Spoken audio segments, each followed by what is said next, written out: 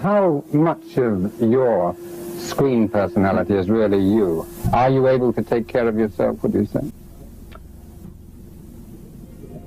I will answer this, first of all, with a joke, if you don't mind. Oftentimes people come up and say, hey, Bruce, are you really that good? I said, well, if I tell you I'm good, probably you will say I'm boasting. But if I tell you I'm no good, you know I'm lying. But, all right, going back to be truthful with you, let's just put it this way. I have no fear of opponent in front of me, but I'm very self-sufficient. That they do not bother me. And that should I fight, should I do anything, I have made up my mind, and that's it, baby. You better kill me before. As we went up the elevator, we started talking about our philosophies and our techniques. As we got to the 7th floor, which is the one he was staying on, I was staying on the 9th, we were still talking, so we stepped out into the hallway, and we started talking. This like 11 o'clock at night, and we worked out till 7 o'clock the next morning. And it seemed like it was an hour had gone by. This guy had so much knowledge, so much technique, that it was just a fascinating night. How would you rate Bruce Lee as a fighter, having seen him work out? Well, I'd have to do that pretty much in relationship to his body size and height and everything else. But I would say for his size, height and weight and everything else, I think he was very tough to beat. He was very, very good and could naturally handle, I think, people much bigger. For a guy who only weighed 138 pounds, and he weighed less than that when he passed away, he hit extremely hard. He could hit as hard as a heavyweight. He had real fast twitch muscle fibers, something he's born with. He trained hard. He worked on a lot of his stabilizers and muscles, and especially his speed. I always thought he was like the fastest guy who ever stood in front of me. He had incredible, what I call kind of a Zen level of consciousness. In psychology, we call it the implicit level of consciousness. You didn't know when he was going to squeeze that trigger. And he always knew when you weren't ready. He had blinding speed, especially with his hands. And I know that's because he stood in front of me and he popped me a few times. So I've always told people, I know how hard Bruce Lee could hit. I know how fast he was because he nailed me. And I've always told people, I know what real Jeet Kune Do was because I got popped with it a few times. He winds up going to San Francisco, and he met this guy named Bruce Lee, and my dad was impressed with his skill set. He noticed that Bruce Lee was very cocky, he's very arrogant, he's very confident individual, but he immediately said, but he had a right to be. He had a skill set that was phenomenal, and he wanted to feature his skill set at a tournament that he ran for a number of years, like 40 years we ran the tournament. Well, one of my favorite friends was Bruce Lee. It was I who got Bruce into the movie industry, because when I saw him move, he was a very slight-built guy. But when he hit like a mule. And that's because he was able to learn how to bring all faculties together at a specific point in time. He is not a stylish boxer. Like he would not be like a Sugar Ray Leonard. Mm-hmm. If I classified him, he would be like a miniature Joe Frazier. Mm-hmm. And he would be more like a Roberto Duran, but not the form of Duran.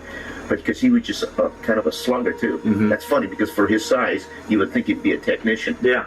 But when he really got into it, he was like Joe Frazier.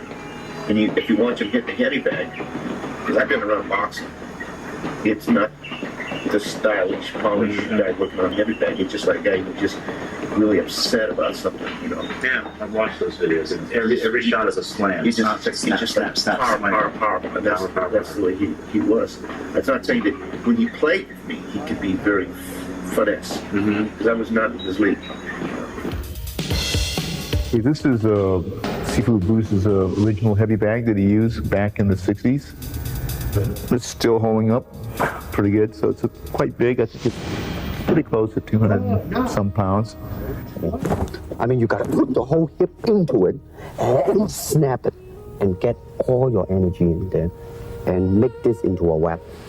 Well, as far as Bruce is concerned, he was really a tough guy. He's really tough, a little cocky at times, but he had something to be cocky about. And very, very quick, very fast. The power that he had in his punch was tremendous. He wasn't a very big man, but he was a very powerful man. Yeah. This young man at 18 was a holy terror in terms of athleticism. I mean, he was all Hong Kong champion cha-cha dancer. His brother was all Hong Kong champion fencer, so he became an avid fencer. And of course, he did a lot of boxing on the street, you know, in the fights and things. He had a pretty good hold on boxing, and so this guy, when he came over, he was an all-around athlete. Dedication he has, or training, it's just in awe. I couldn't believe it. It's a day from morning to evening. He was systematically training the arm, the legs, this and that. And I was told that when he make a left punches, how fast his punches are. Well, he did 2,000 punches a day. 2,000 punches. Now I tried one time 500 punches. My shoulder's worn out already. You know? He could hit you with every pound he had. And then his whole trick was he could hit you 4 times faster, and that was his thing.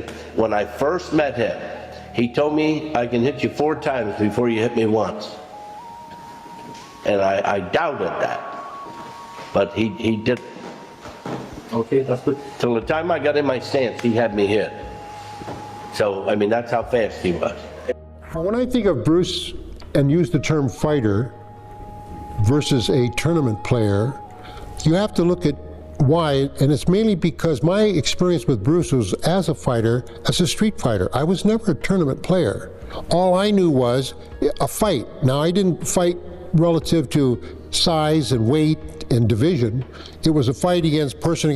Now, if the person was 135 or 335, it didn't matter. It was a fight between 2 people, and whoever was standing would win. Well, Bruce, 135 against Jim DeMille, 225, Ed Hart, 240, 250, professional boxer, kill you with either hand, Jesse Glover, super athlete, judo, karate, all of his street fighters, never been in tournaments since. Jesse, of course, went into judo tournaments, but tournaments as we know them today. Bruce could beat us all. And I don't mean it would be a struggle. I mean, he could beat us all and we didn't have a chance. This was in an actual fight situation where I tried to hit him. I tried to knock him out. We tried to hurt this kid because he was always embarrassing us in demonstrations and just in general. I was very fortunate to have, in my opinion, the greatest martial artist ever lived, Bruce Lee. I'll talk to you about that later. Probably have questions for me on that. But in my opinion, I'll tell you right now, I've fought the best. I trained with the best. I know great martial artists, and there's never been anybody, in my opinion, like Bruce Lee. Bruce Lee was unbelievable. Mm-hmm. Absolutely unbelievable, guys. You don't know how great this guy was. People don't really know.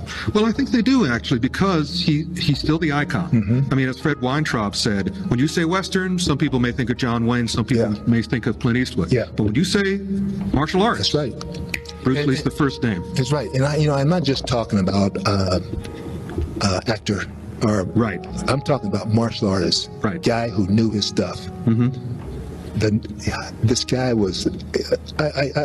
There's stories I know about Bruce Lee that I don't even share because I have respect for the people, other people in martial arts, and it's not necessarily name names. I know who Bruce Lee sparred with. Yeah. I know. They won't tell you, but I know people he sparred with. I never mention their names either. But Bruce Lee was untouchable. Yeah.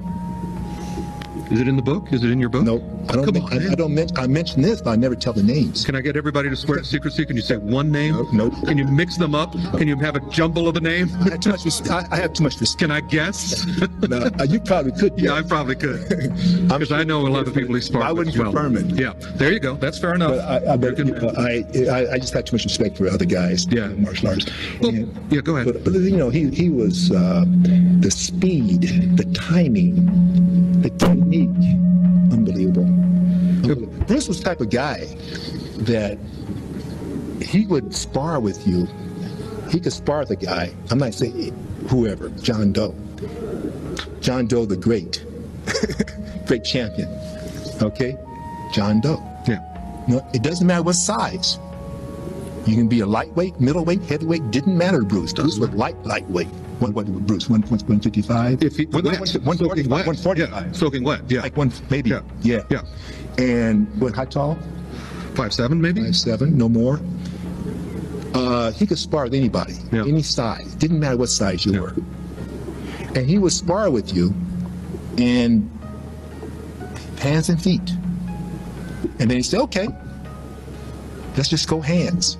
Just hands. Mm-hmm. That was incredible. I'm going to leave it at that. Yeah.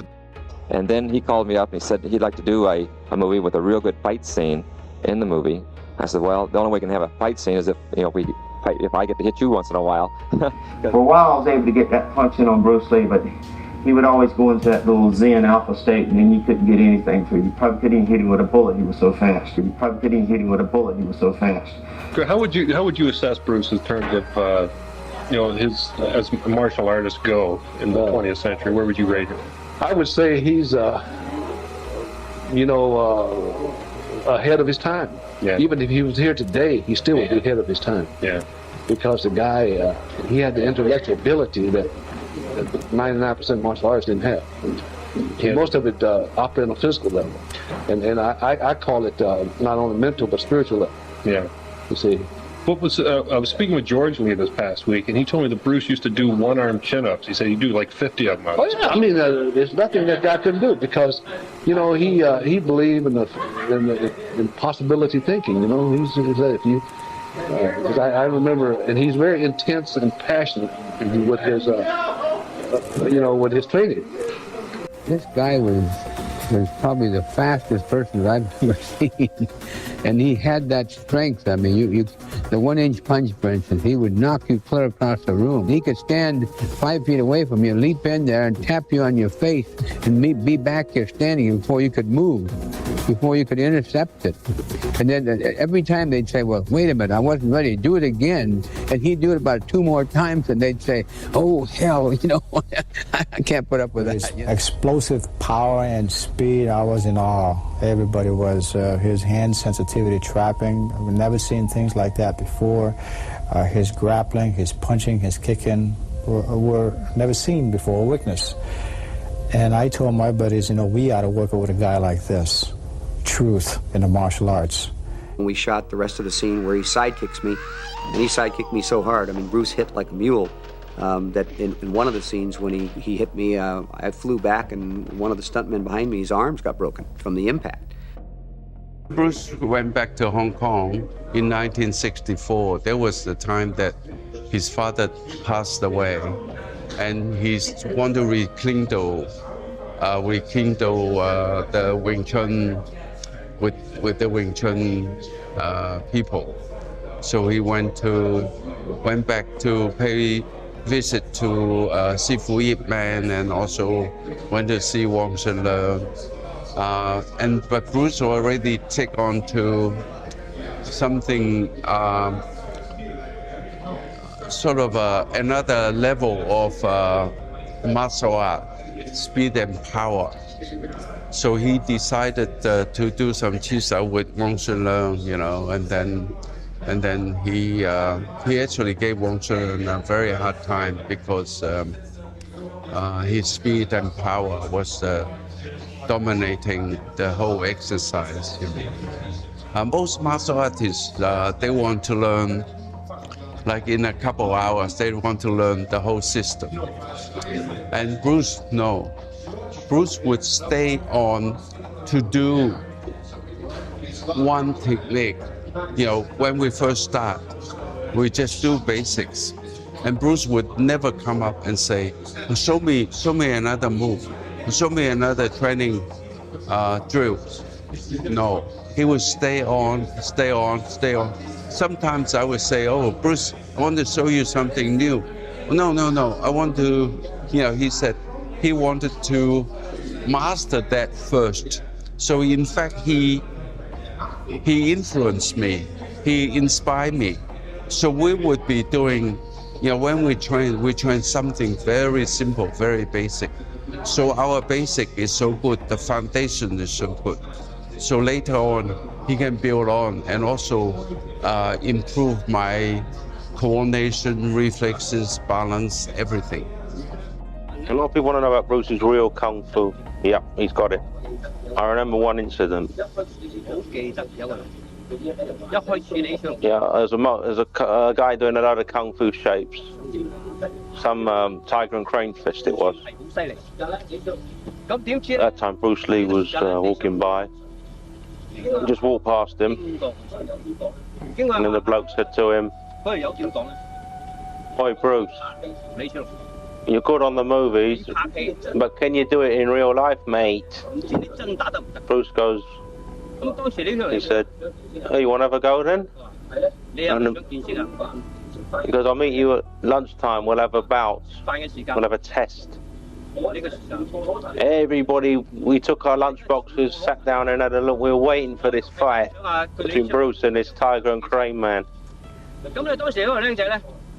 the guy went up to Bruce and had a go at him.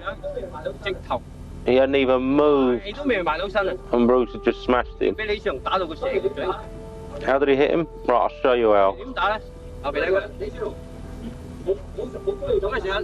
Bruce was like this, jumping up and down, quite relaxed. Bang! He hit the bloke in the face, and again in the face.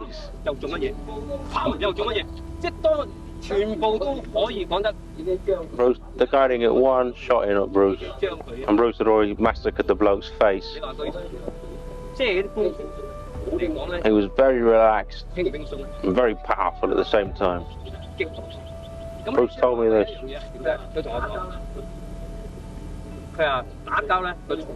He said he wouldn't hit high, he wouldn't kick high, it'd be all like this. Quick moves like that. Grabs and smashes. He would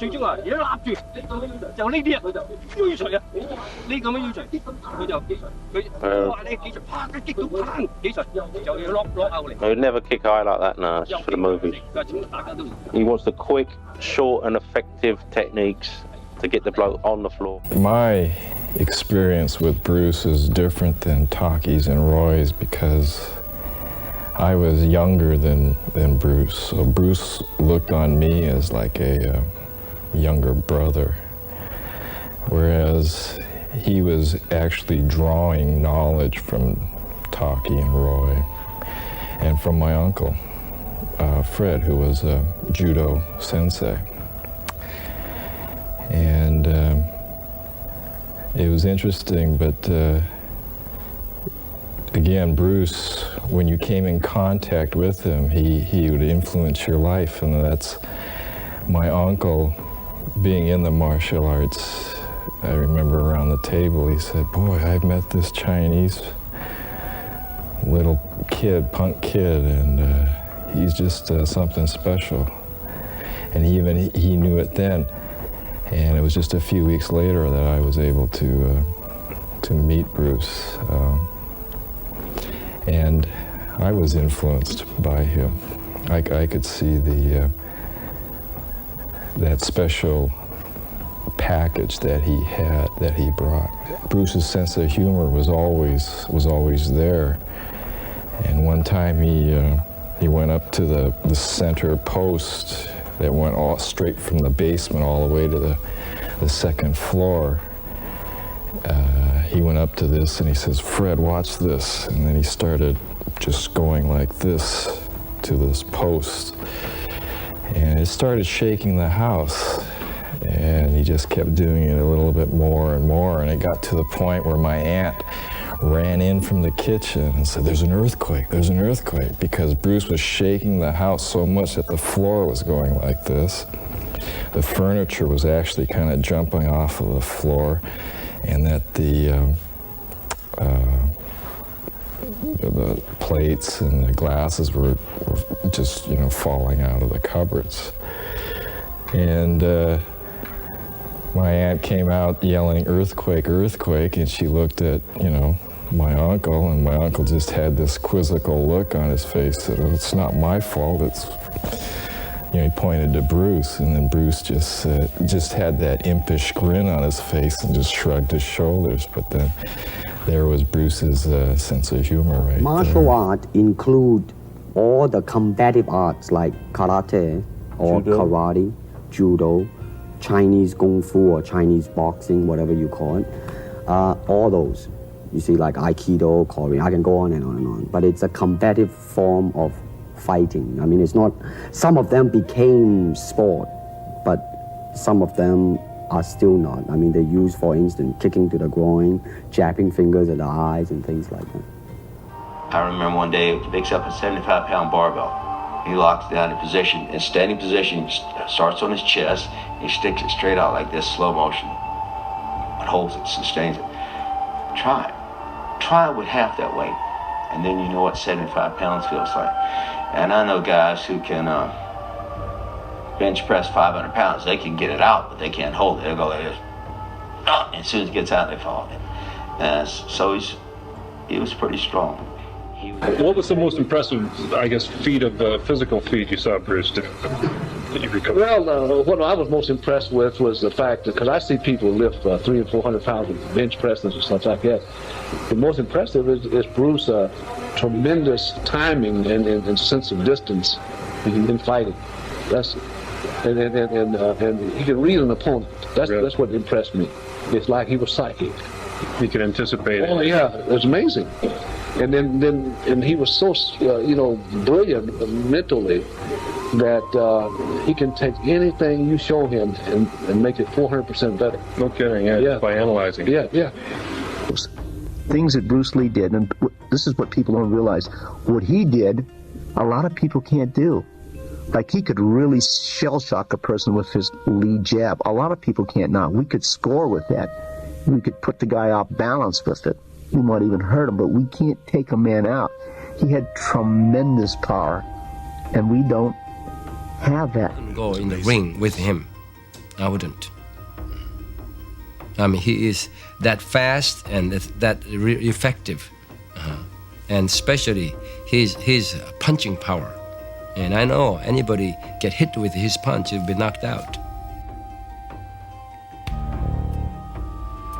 When I say Bruce was a fighter, I'm not saying that he was a good tournament fighter. I'm saying I'll put him against anybody, any weight division, any size, any background, and I'll put my money on him as a fighter.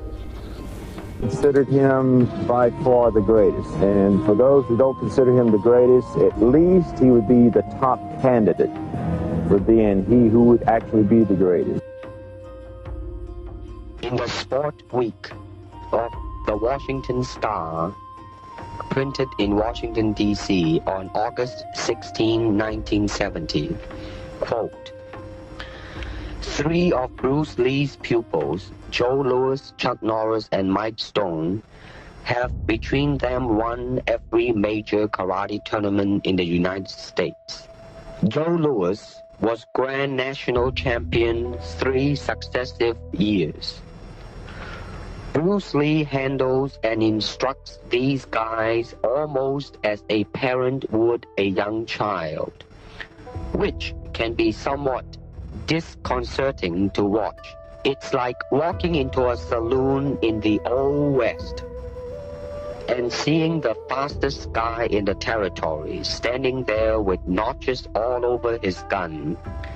Then in walked a pleasant little fellow who said, "How many times do I have to tell you? You are doing it all wrong." And the other guy listens intently. Unquote. Later in 1968, early 68, I was doing a nightclub act with myself, Bob Wall. Bob Wall was the co-star of that film, Enter the Dragon, and Mike Stone. We were kind of like buddies at that time. As a matter of fact, Bob and I were living together. We were business partners. At the end of each nightclub act, Mike Stone and I would do a little demonstration karate match. And then I noticed his style had changed. And he started telling me he was working out with this Chinese guy named Bruce Lee. And he said, Bruce Lee wants to work with you. You should go down and start taking lessons with him, private lessons with him. So eventually I took his advice, and Bruce Lee and I got in contact with each other. And once a week I would go there and take a private with Bruce and spend the whole rest of the week working on what he would show me. And it actually, in a great way, improved my fighting style.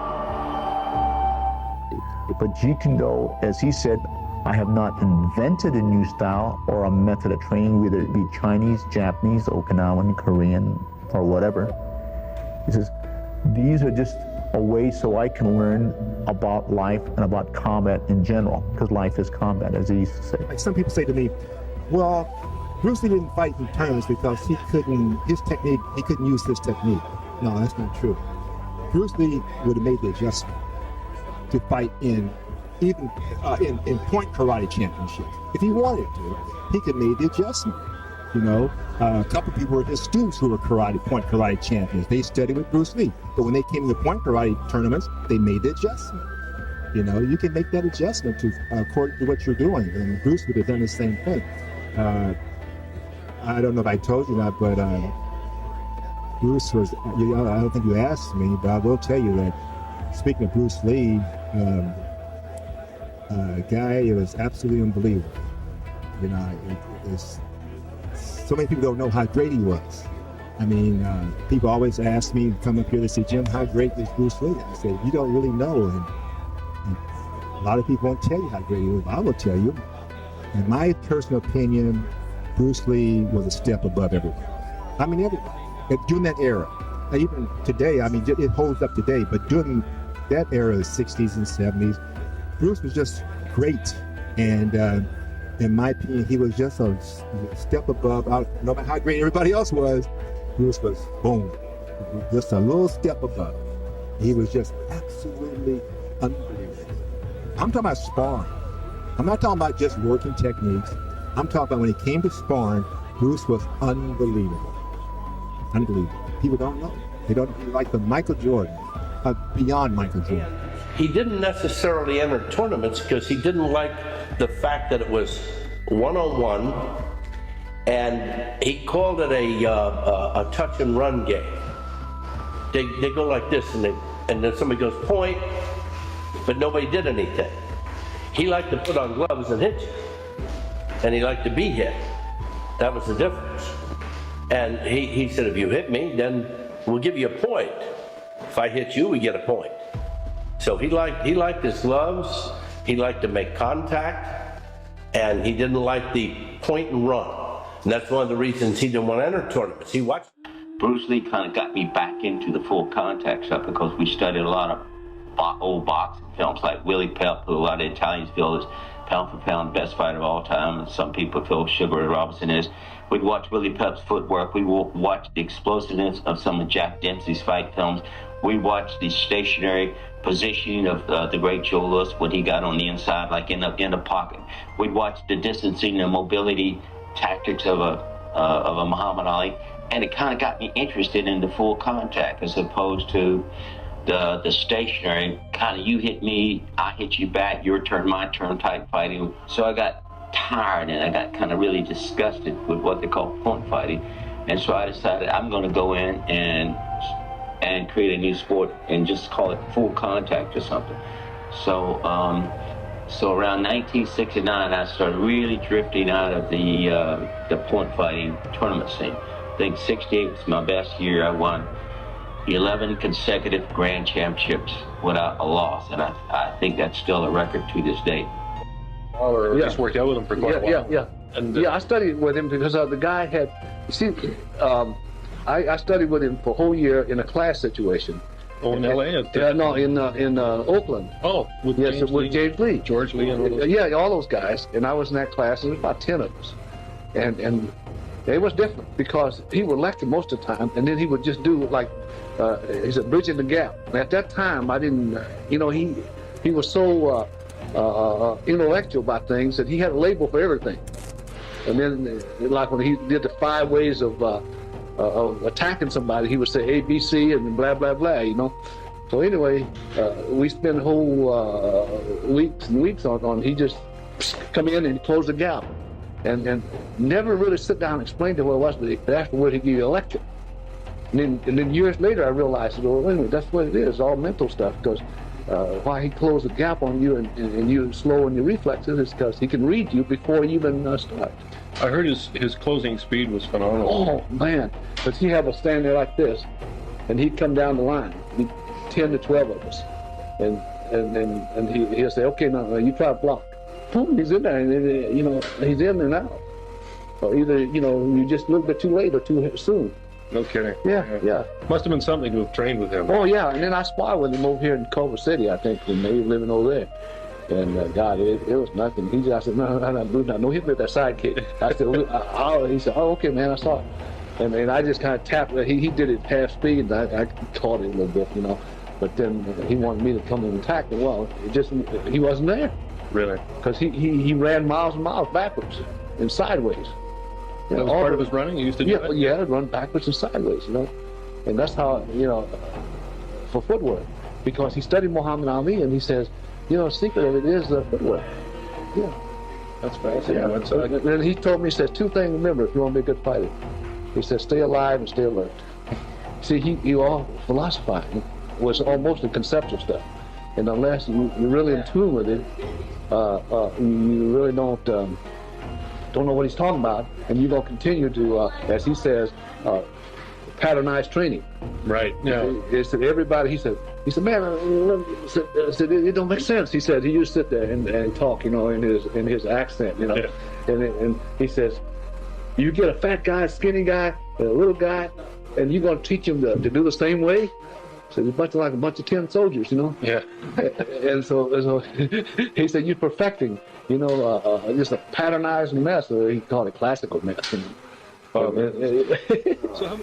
To me, it seemed like his system was evolving real fast then, and it was hard to be left behind. By the month. He was constantly changing. Almost every month the curriculum would change. When I first started him, I learned forms. And about 1.5 months later on, he told me forms are out. He taught me this is the start getting halfway. That's when I know halfway on the praying mantis form, halfway, all the way on the first form of Selim Tau. So he had me doing forms, and then just threw it out. Said, forget that. That's not where it's at. So he says we're going to do drills that are closely simulate combat. And I think this is it. We're going to hit the heavy bag. We're going to work the top and bottom bag. We're going to work the speed bag. And we're going to work the focus club, which at that time nobody was using the focus clubs. Can you give us any idea of his workout routines, how he trained? Well, it was very hard. I mean, he did all kinds of things. He was not, again, traditional in a lot of ways that martial artist people train. He would do things very contemporary as far as utilizing weights or even electronic devices to improve the quality of his skills or muscle tone or anything else like that. But his training was very, very hard. And he would train both complementing the traditional movements and things also with very contemporary equipment in working out. Did he train a lot of full contact? Or?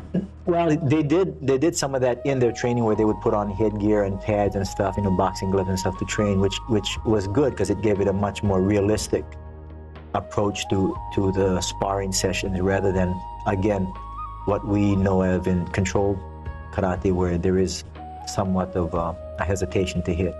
Yes, right. We bought 6 pairs for our group. This is one of the original 6 pairs that we have. And I don't think Nozawa makes this anymore. They would make it like a shinai, but it was like a baton. It's for police training. And this was the glove. And what we used to do, we bought about 6 pairs. And what we did was cut sometimes a knuckle here. and then we formed it. As this one, we kept it the same, but we cut it here, and sometimes we get a shoe man to sew it up. So your fingers like right. And so he wanted the ability to, because sometimes a boxing glove, it makes it very hard to grapple. As this over here, you can still grab, and you can still punch when you come across here like this game. James Lee said 100 years ahead of his time. I think definitely he was 50 years ahead of his time. What he was doing, he advocated the groundwork when nobody was doing it until the Gracies came in. Do you ever recall him doing much in weight training when he was doing that? Yeah, he's doing a lot of a lot of high repetition. Was he? Yeah. What sort of exercises did he do? He would do, squats, and then he would do presses, and then he'd do good mornings like that. That's how he wrecked his back. He was putting 95 pounds and did good morning, and it popped a disc in his back or something. That's why he's laid up for it. Because he was doing that at a time when most fighters, particularly boxers and martial artists, thought weight training would slow you down. Yeah. No. He did 25 reps in 3 or 4 sets. You know? Really? Yeah. He'd burn you out. I bet you're familiar with weight training. You know what I mean? And then and he would break it up. He was very organized. He'd break it up. He said maybe Tuesday, Wednesday, I don't know what day it is, but he'd do glove practice. He'd hang a glove up there, and he'd go on and do that. And another time he'd do 1,000 punches on that bean bag, you put on the wall. Yeah. That's why he has his right knuckle is like that, these 2 knuckles, sticking up. And then he would do, BB shots and with a glove on, so he wouldn't mess up his fingers. Just to strengthen up. Yeah, he put the gloves on. He just, bam, he'd do thousands of repetitions. Well, Wally J was telling me too. He saw Bruce put that 300-pound bag almost up to the ceiling. Oh yeah. I don't dare to hold that sidekick. Hold anything for that sidekick. Yeah, Hayward said. Actually, Hayward Nishioka told me that Bruce had the hardest sidekick he ever experienced. Yeah. I'm glad to share that because I have not, done much. A lot of people have taken advantage of Bruce. Mm-hmm. Even people don't know him, but I have never taken advantage of that. But you'd also have very valuable insight because you're one of the few people from Oakland. And that was a very developmental period. Yeah, because I remember there was 10 guys there, and one guy there was training with Jimmy, and suddenly he realized, he said, what kind of training you did? I said, no, I just had Western boxing. See, because at the time, the Bai Chong was like that. Yeah. And then pretty soon, Jeet Kune Do was like that. See, and here I started out at first it was like that, and then I said, well, okay, I'll do it this way. Yeah. So Bruce loved boxing. Oh, he loved boxing. Yeah. When I was over there, and he was looking at Muhammad Ali with a mirror backwards, so he would be a southpaw. Oh, really? Yeah. He had every Muhammad Ali Super 8 film, 8mm Super 8 that was available. No kidding. He had a file drawer, and he pulled it out, and because I was collecting them too, but he had more than I had. Really? He was also a Dempsey fan too, wasn't he? Oh yeah. He was all those guys. Because Dempsey, Bob and Reeve, and he would watch all the different styles, and then he would pick out things that. So that's why he was so advanced. Really analytical. Yeah, analytical. That's why he was so advanced. He was a step ahead of everybody. Most martial artists don't like to run. They like to train, but running is something they don't necessarily like to, as they say, waste their time doing. They'd rather be kicking and punching. Bruce liked to run. I like to run. And someone asked me, they said, well, Pat, why is it that you like to run? And Chuck was there and Bruce and I said, running is the one thing that really keeps me the most fit of all of the other exercises that I do. And I like the endurance. I like to be able to go 15 rounds. I like to stay in shape, all of these wonderful things. And so I think Chuck turned to Bruce and says, well, Bruce, why do you like to run? And Bruce says, you never know when you're going to have to catch somebody to beat them up.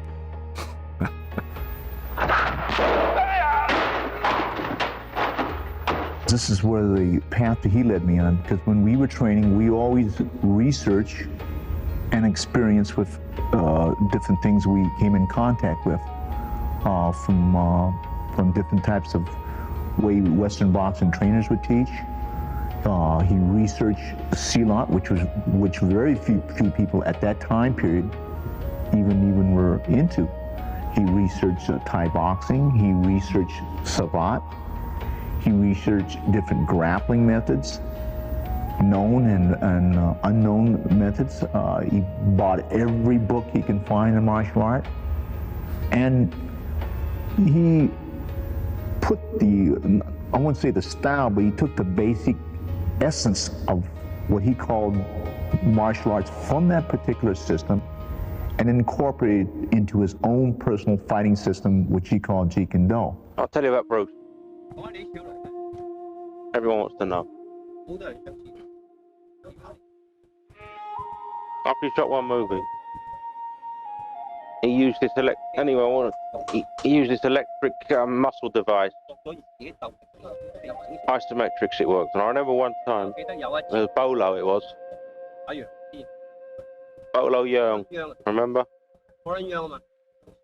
He went to Bruce's down in Kowloon Tong.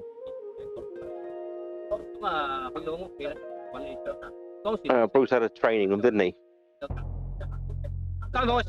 Well, Bolo had one look in there and panicked.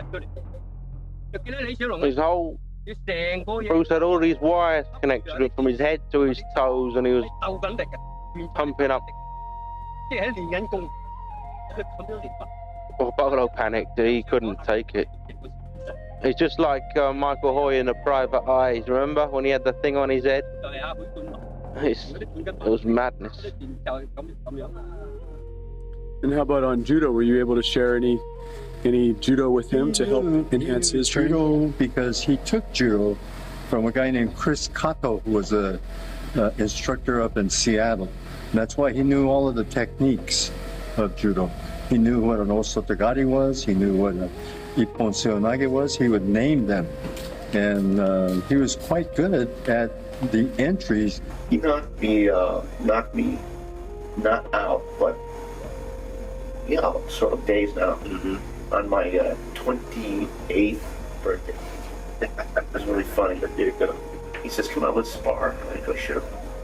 And usually he plays, but this one he just sort of went after me and just knocked the bread basket. I was lying on the ground like this, and he was just laughing. I go, "Why is he laughing?" And he goes, "Wait, bring out the birthday cake." And they brought up this birthday cake and he saying to me, "Happy birthday." He says, "That's good, because I want to knock you out on your 28th birthday or 29th birthday." So he just thought that was really funny. Was actual free sparring? Free sparring, yes. He liked that class. So he said, I was not in this class. I only saw him spar one time down at Chinatown School. He did Shotokan in street clothes against Herb Jackson. Herb was trying to use Jeet Kune Do. That was funny as hell. I love to have that on tape. Oh yeah, he liked that. He liked to imitate Shotokan. Yeah. And score with it. All Shotokan did was timing, not necessarily the structure. Bruce had such a great respect for Chuck because Chuck was, first of all, a legitimate world and international karate champion. Those were titles that Bruce never won, but Bruce was a fabulous, great martial artist. He could have been a champion if that's what he wanted to do. All of his energy went into a different direction. He didn't have to go the competitive route. Bruce was already a star, and he didn't have to become a fighter to develop that thing. I did. I had to become a fighter to develop the recognition that I got. Bruce didn't have to go that route. But I think if Bruce had, he would have done extremely well in the fighting realm. Bruce worked closely with Bob and with Chuck. And it's interesting, several years later, I happened to be in Manila, and I was in a little bar, and I had a girl on each side, and looked across the bar, and there was Chuck and a little girl on each side. And I said, "Hey, Chuck," so we ended up having dinner together. And I asked him, I said, "If you and Bruce were in a real fight to the death, who would win?" And he said, without thinking, he said, "Bruce, of course. Nobody could beat him." Yeah. See, my last karate tournament was 1965. I'm going to tell you a story that I thought was so funny. I came back and I had a Charlie horse on the right side and a Charlie horse on the left side, and I had my ribs. I got a second place in the 1965. It was in Hilton, Salt Lake City, Western U.S. Karate Championships. That's my last tournament. That was Chuck Norris's first tournament. And that's how I got it. Anyway, I got a second. And I remember I showed him the trophy. And he looked at it and he goes, "You know why you got that? Because nobody there could fight." And I thought, well, that was really like, geez, says, and they don't make contact. It's a game of tag. And I said, well, if it's a game of tag, then why do I have a Charlie Gross shirt, a Charlie Gross shirt, and a rib cage shirt? Yeah. You know, and but I just thought that was so funny. He says, he looked at the trophy. He says, "That's nothing." Was that Uncle Bruce did? Yeah, he told me that was nothing. That's another thing. He says, "That's just a game of tag. There's no real contact." That's why I thought it was so funny, because I was sitting there with a Charlie horse in both legs, and my ribs really hurt. And he was telling me that was a game of tag. He says, "You guys don't hit to the face." I hear this question a lot: who would win in a fight? I don't know if it's a silly question. Bruce Lee versus heavyweight champion of the past, undefeated, 49-0, Rocky Marciano, a very strong puncher, had tremendous endurance. He didn't stop. Though he was 5 feet 11 inches tall, 185, but he hit like a 2,000-pound impact.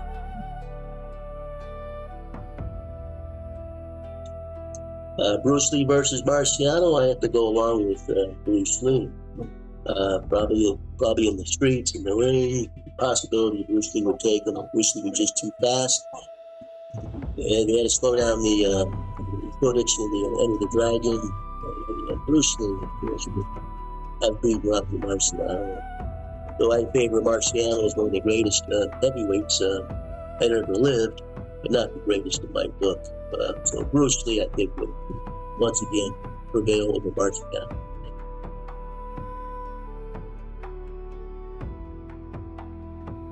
Bruce Lee would prevail by speed.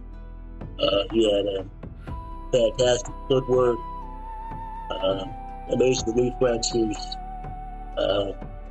Just he could rattle off those punches so fast that we threw 3-4 punches in a second. Of course, he would be more deadly than Rocky Marciano. You know, probably a much better shape. I think we'll go along with Bruce Lee. Bruce, as a screen tough guy, you're going to have to suffer what all movie heroes suffered. Challenges from exhibitionists and nuts asking you to fight, challenging you to fight. It's already begun to happen, hasn't it? Yes, it has. How do you deal with it? When I first learned martial arts, I too have challenged many established instructors. And of course, some other challenging me also. But what I have learned is that challenging means one thing. It's that what is your reaction to it? How does it get you? Now, if you are secure within yourself, you treat it very, very, very lightly. Because you ask yourself, am I really afraid of that man? Or is that man, do I have any doubt within me that he's going to get me? And if I do not have such doubt, and if I do not have such feeling, I would certainly treat it very lightly, just as today the rain is going on strong, but tomorrow the sun is going to come out again. I mean, it's like that sort of thing. Many would-be masters challenge Lee through the media and even in the street. The Hong Kong film industry offers movie contracts to anyone who can defeat Bruce Lee. On the street, it was like a shootout in the OK Corral. I mean, guys would come and they'd challenge him on the street. There was a thing where, they stand there and they tap their foot and he's got to take up the challenge. And Bruce would mostly, because he knew he was better than they were, would ignore it, walk away from it. Sometimes he couldn't, and these guys would get hurt. I mean, these were fierce encounters. And Bruce was, I think, the best of all of them. I mean, realistically, he was incredibly fast. He had, timing reflexes that I defy anybody to this day to match. The guy wound up jumping down, and he was bigger than Bruce, a pretty fair-sized guy. And they started going at it, and it was soon evident that this guy was very good. He was fast, he was strong, but he was definitely trying to hurt Bruce. Bruce opened up on him. And I mean, he kicked the hell out of this guy. He beat him up real good. He ran him into the base of the wall that he jumped off of, and arm locked him and knee trapped him, and proceeded to bloody his face up, pretty thoroughly. He made sure that the guy understood who was boss. And when he let him go, the guy didn't want anymore. And then Bruce just forgot about it. Like it was nothing. Just back up on the wall.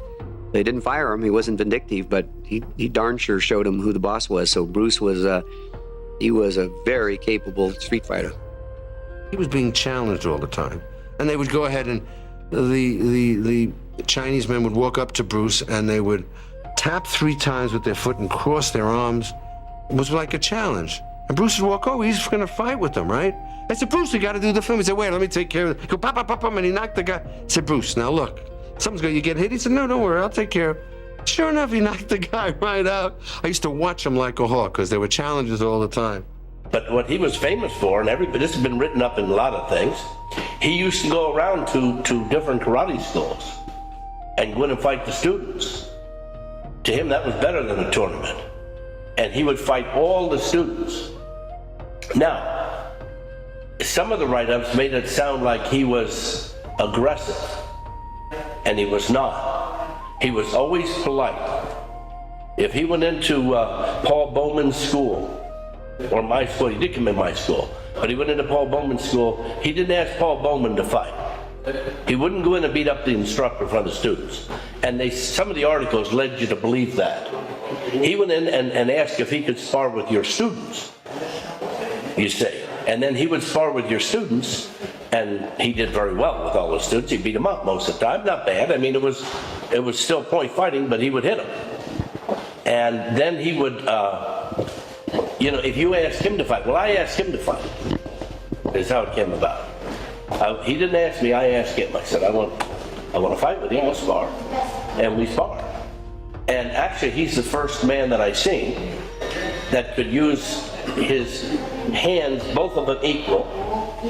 We all strive for that. But I'm just telling you, if he hit you with a left, you weren't sure if it was a right, a left.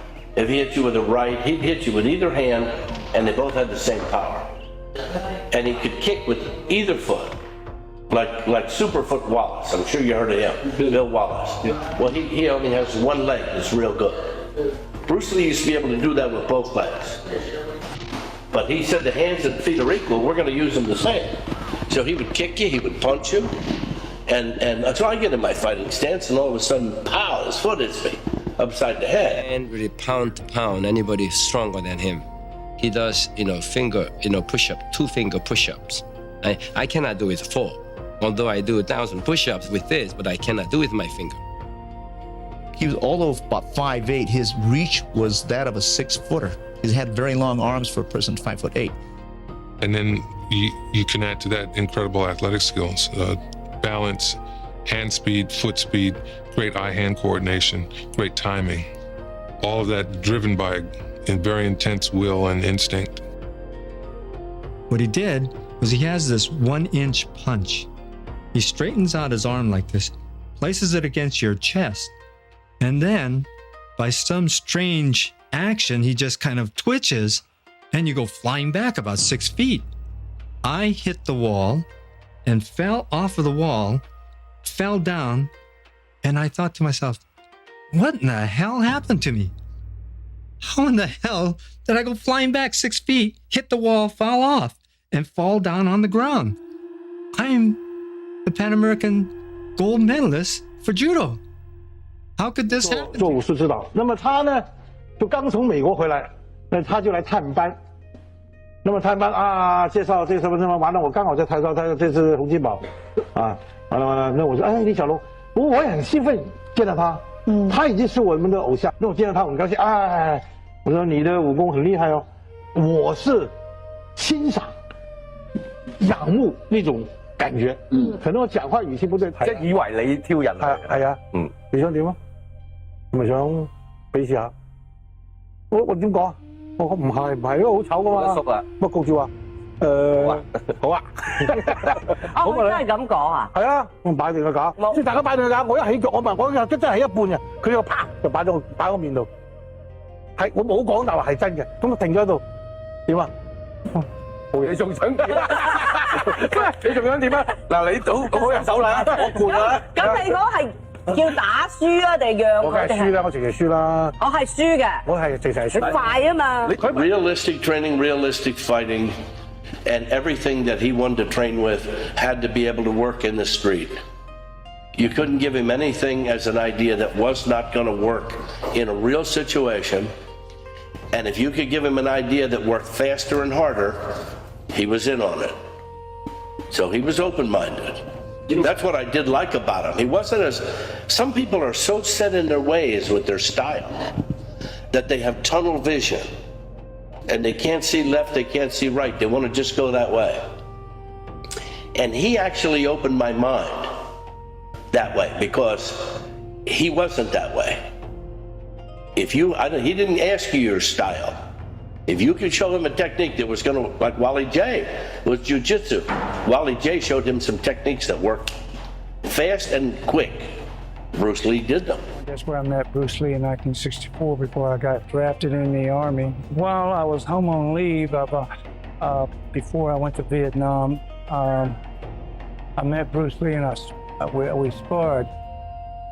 And he beat me so bad, I asked him if I could become his student after I got out of the service, if I got out. And he accepted me as a student. We became close friends in 1967 after my tenure in the Army. He sort of borrowed from 26 different systems. And before his passing, his untimely passing, he was really getting the grappling, which he actually got from Gene LaBelle. And he learned some from Hayward Nishioka, who was a California judo champion, and some of his lessons from Wally J. So he was constantly changing the concepts of Jeet Kune Do. What was Bruce Lee like? Person? As a person, yeah. Well, not typically Oriental as we think of Orientals, very subdued and quiet and bashful. Bruce was just the opposite. He was very outgoing. Always liked to tell jokes and play practical jokes on people. But very strong. I mean, strong both physically and strong in his will. Very determined. Very, very strong will. What kind of mind do you think it took to overcome that system? What kind of drive? What kind of will? I mean, it's just incredible. Absolutely incredible. His resolve, it's probably the strongest resolve I've ever seen. Yeah, he's tough. That's interesting. He's got a temper. He has a temper. He has a violent temper. Violent temper. He didn't like to be touched. He would just go crazy. Bruce get angry or something. He get into a different mode. And when it's all over, so he came back to his senses again. And Bruce just happened to bought some new 16-ounce boxing gloves. So we just go admiring in the kitchen. And then all of a sudden Bruce says, let's give it a try. Dan, put the gloves on. I said, go, what, me? Put the gloves on? Yeah, put the gloves on. So all of a sudden, put the chairs away, we start sparring, And of course I know this was just a test of gloves, not really for sparring. Then Bruce made a punch toward me, and from my boxing days, I just instinctively slip and counter, It was so fast, I wasn't intending it. It was just my normal boxing instinct. Boom, slip, hit. Now he got angry, he's got frustrated. So he started coming all on me. Boom, hitting, punching, and I suddenly realized I'm fighting a monster here.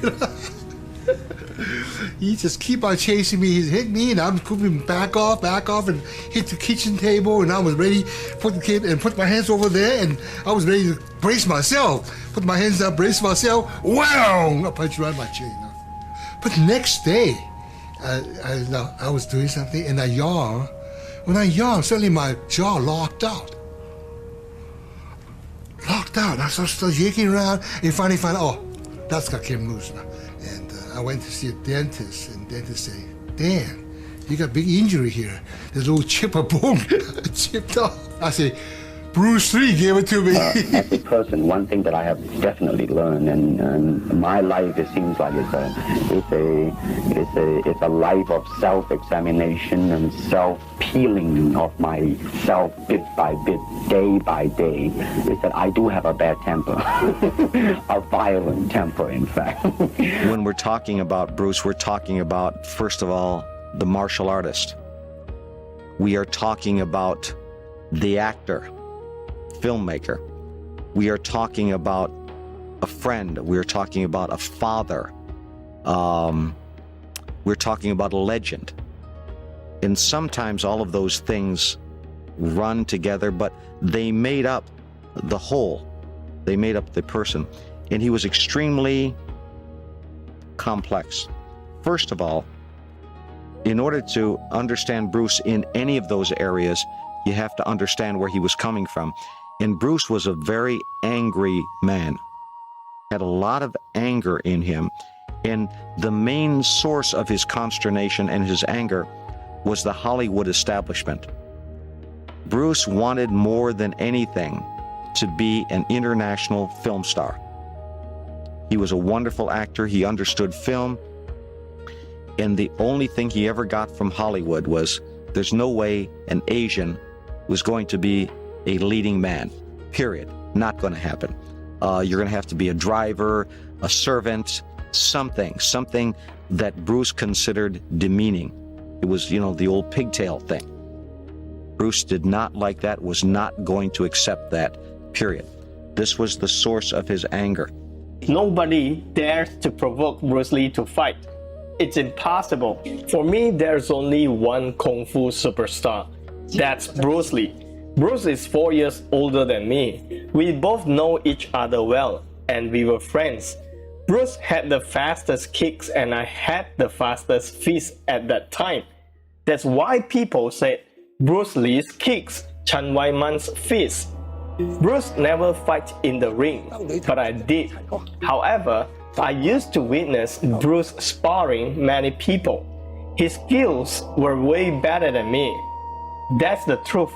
He was way better than me. Bruce and I were about the same height. He was wearing high-heeled shoes, so I'm slightly taller than him, but his strength was great. The man in this video is Chen Wai-man. He was born in July 1946. Chen had been involved in triads in Hong Kong since 1960s. In a recent interview, he admitted to have been the number 2 the foreign K triad in Hong Kong. Chen started learning Shaolin Kung Fu at the age of 10 years old. In 1972, he was the Southeast Asian Kung Fu fighting champion. In 1983, at the age of 38, he knocked out a Japanese kickboxer in the ring in 35 seconds and won the championship. For him as being very intense and very taut, like a steel wire that was almost ready to break, if it could be broken, because he was really wound up. I always felt that he was ready to charge at something. They had a punching bag on the set all the time, a big heavy bag, and one time during the day he would go to it and work on it. And one time he did one of his kicks and broke the chain. That was, caused a little eyebrow raising. 做戲呢，應該日少啲，呢啲時間瞓下覺，嗰學嘢咁瞓覺唔夠啊嘛，佢話我當拍戲啊，即係冇得講。 Bruce was a very rare type of individual. Exercise, conditioning was his life. And when I did the movie with him, and doing that fight scene with him, just seeing how fast he was and what an incredible athlete he was, it was really an honor to be able to fight against him in this film. When he died, all the stuntmen cried. They were so sad. We lost a good chance to follow Bruce, to bring Kung Fu out into the whole world.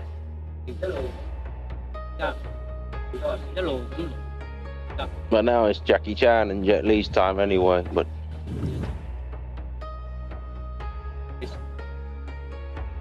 it's completely different from Bruce Lee. They can't compare really. Jet Li's got kung fu, but it's different. It's pretty, but Bruce's is powerful, dangerous. Only Bruce Lee has got real Chinese kung fu.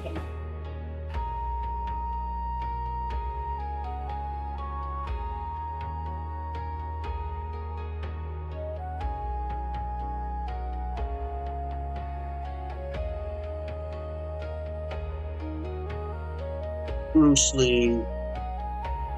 How would Bruce Lee have done against Mike Tyson in the street fight? Iron Mike would say was one of the greatest heavyweight of all time.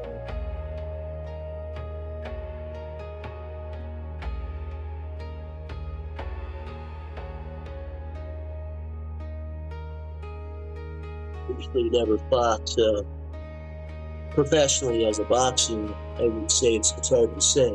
Although he was a great kung fu man, in a fight in the ring, it's hard to say. I have a lot of respect for Mike Tyson to this day. I think he's a great gentleman, great person, phenomenal boxer. I don't know. It's hard to say. I think the speed. Bruce Lee had the foot. He had the foot. He had the 1-inch punch, reflexes. But he was never tested against a great fighter with that tremendous power like Mike Tyson. Mike Tyson at his prime could knock anybody out. He was fast. He was powerful. It's hard to say. Could Mike Tyson could he have caught Bruce Lee? Bruce Lee was tremendously fast in the street. Who would have won, Bruce Lee or Mike Tyson? I don't know. Hard to say. I love them both. I love Mike Tyson for his ferocity, his quickness, instinct, punching power, great body. Bruce Lee had it all too. As far as who would win in a fight, very questionable. I would do that, ladies and gentlemen. No offense, Mike. I think you're one of the greatest boxers of all time. But I think Bruce Lee would probably have taken Mike Tyson. But the thing is that our exercise routine lasted about 3 hours. And it consisted of push-ups, sit-ups, kicking the bag, sparring. From one of Bruce Lee's letters, Chuck Norris was actually defeated by Bruce and became Bruce's student, even though he didn't admit it. He didn't admit it after Bruce died. He completed himself outside. I don't see how he couldn't have been any better outside. He was better than anybody outside. But he had that trip to go on the inside. Maybe that's what he's doing now. I don't know. But that's it's an esoteric journey. It's the journey of discovery of self, of relationships. And it's a scientific, esoteric, extraordinary, fantastic journey. And Bruce achieved almost all of it. Almost all of it.